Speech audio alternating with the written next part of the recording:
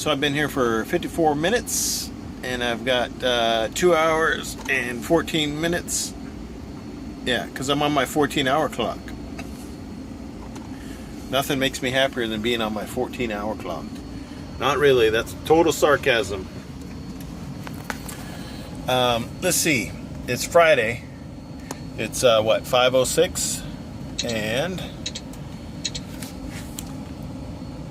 it's 11 hours from my house. And I've got 2 hours left. I'm 11 hours from my house. It's Friday. I got 11 hours left. And I got 2 hours left on my clock, and I've been here an hour. One truck has gone in.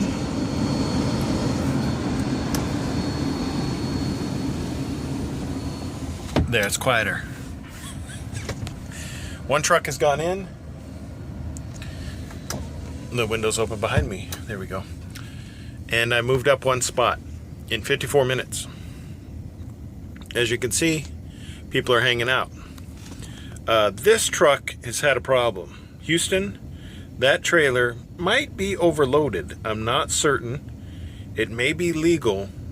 I'd have to go take a look to see what they put in the back of that trailer, to see what happened. It might be slightly overloaded. Maybe. I don't know. I read a document inside the guardhouse here that they are starting to use dry vans and other trucks in order to ship out their products. So maybe that's the hazard of using a dry van versus a flatbed. I don't know. Typically, I've been here many times. I don't remember it ever taking very long, because usually you go in, they load you with your product, and then you pull out. You know, there's not a whole lot for them to do inside the warehouse. The length of time that extends this procedure is on the other side of the building, where you strap and then you go through their tarping system, where they have two individuals, because you can't do this on your own, that tarp your product for you. Temporarily, they put a few bungees on there to hold it in place, and then you finish putting the bungees on. So, and they have another note here. They do not have parking. Even if you leave the gate, there's no parking outside their gate, because there's like a 200-yard driveway, maybe 100 yards, a driveway outside of their gate, and you can't park there either. So hopefully things pick up quick, because I would like to use my 2 hours and 11 minutes for something other than waiting here for my clock to run out at a facility that doesn't allow parking. And plus, I'd like to get further down the road so I don't have to not make it home tomorrow, because 10 hours and 55 minutes with a 50-mile load check and 150-mile load checks following that every 150 miles. It's only 617 miles, so 1, 2, 3, yeah, there's a bunch of them. So I'd like to get down the road a little bit. Plus, I have to fuel tomorrow. That's a 15 to 20 minute procedure, depending on how many trucks are in the fuel island. If there are trucks there, it could take me half an hour. And if that's the case, either I'll be parking short of I have to go to the Madison yard because I have a preventive maintenance scheduled tomorrow. So I may have to cancel that. I don't know. And they'll have to do it during the week, which will kill my my mileage, because I'll have to spend the time at a facility getting a preventive maintenance during my drive time versus on the weekend when I'm at home and it's just sitting at the shop. Looks like they're discussing the advanced loading techniques that they've utilized on this particular truck.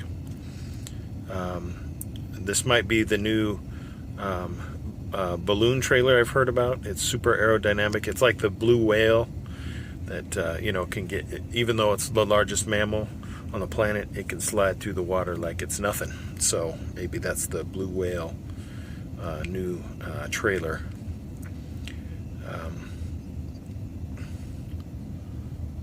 Might have trouble getting through toll booths though, that with that width, but they do have oversized lanes for that. So hopefully he'll get out of here with no issue. So the quandary. 11 hours. I've been here, what, 59 minutes if it focuses, and I've got 2 hours and 9 minutes left. So 2 hours and 9 minutes for me to get through this line, loaded, strapped, and tarped in 2 hours. Typically, I'm looking at an hour and 15 minutes minimum for this type of load procedure. Yeah, that's my guess, minimum.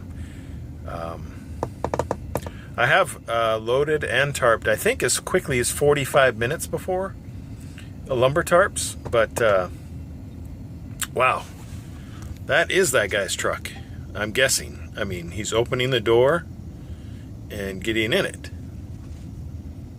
So this might have just recently happened. I thought that the truck was just parked there because of the damage. I feel bad, because I would stink. If that was me, I'd be really ticked, because hey, this is Friday. You just ruined my truck. I'm never making it home. Oh, I get to pull my truck forward 1 space. Awesome. Talk to you later.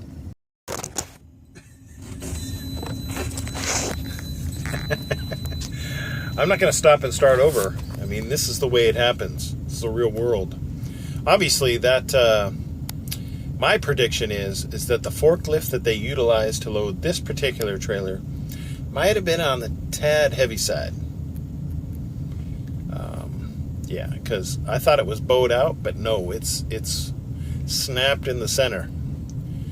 So, I mean, there could have been, damage to the trailer that weakened the structure, that allowed it to collapse under a perfectly legally weighted forklift. Nah, the forklift was too heavy. I don't know. I'm guessing. It had to be it, because look at that.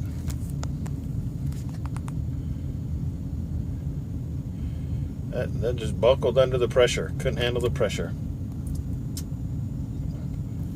Wow. I'm wondering if the forklift is still stuck inside of it. I will take a look when I drive in, see if I can determine. Maybe that's why there was this great pause in the loading procedure, because the last time I was here, I was in and out inside this door fairly quickly. So, it's always an adventure on Fridays. Always an adventure on Fridays. 2 hours left on my clock. Yeah. So this is at 7:30 p.m. This is where you park when you're 30 seconds from running out of hours. It's called Butch's Thrifty Mart. It's a highfalutin truck stop. As you can see, there's other trucks parked here, and they have a fishing pond. So, and after you're done fishing, you can wash your car. This is what I got. I got a brick. This is the largest brick ever made. They use this for really special buildings that need really thick walls. But actually it's plywood, or it's fiberboard. I don't know what you would really call it. It's really thin, and it's made up of sawdust all glued together. So yeah, they tarped, and then all I was allowed to do was bungee. So let me show you how they did this. They did this slightly different. Now that I'm off their property, I can get up and change things. The tarp underneath here, they used a steel tarp because they knew the lumber tarp would be long enough. So instead of messing with 2 lumber tarps, they did a steel tarp and brought the edge all the way down, and then bring the flap to about here. And so that covers the back enough to where, as you can see, the lumber tarp actually extends past the load, and they were folding over the lumber tarp over what was barely showing of the steel tarp. So I had to make some changes to their bungees, the way they were doing it, because they had some bungee, they had this stuff. When you're doing your inner tarps, any type of bungees on the inside, you want this facing in. Typically it's because it's on the edge of the lumber tarp. And this way, when you turn this in, it's actually facing the lumber and not your tarp, because it's on the end. If it's facing out and then you cover your tarp, you have a chance of wearing a hole through it. I don't think I've ever used these lumber tarps on this particular trailer yet.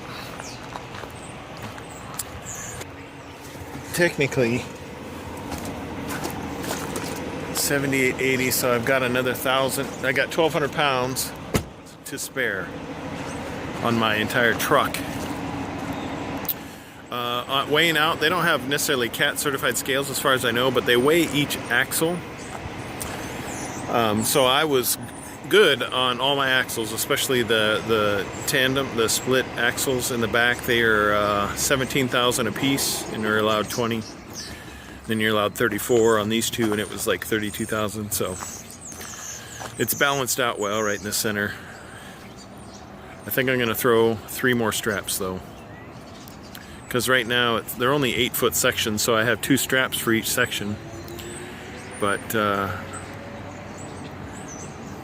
like I said, I'm 5 minutes from where I drove off of that lot, and I'm glad I'm parked here, so now I can adjust things. So they don't allow you to get up on your deck to do any type of work while on their property. When you're out of hours, you can't park on their property. When you're out of hours, you still have to leave their property. So I asked them, hey, because I had 12 minutes left on my clock, I said, where do I go? Or I said, where do drivers that run out of time go, since they're not allowed to park on the property? And the kind person behind the counter, they stated, well, there's just on the end of our driveway, on the opposite side of the road, is a gravel parking lot, which I saw when I was pulling out, and it's very tiny. It's more like pulling off to the side of the road and just parking there. Then they said, and I'm supposed to be heading north, but I came into town and I had to turn south and drive 1 mile this south. So I added a mile, well, 2 miles to my route, big deal. They said there's a truck stop here, see, the truck stop, and which I had to look up to make sure. And then there's the Choctaw Travel Center next to the casino, which is another mile down the road. So if this was full, I was going to continue down there and probably suffer an hours of service violation. But you really have to find a safe place to park in order to park safely. Does that make sense? But I think I'm golden here. It looks like. Yeah, the more I think about it, the more I think I'm going to have to throw some more straps. Because I think technically I have 6 straps.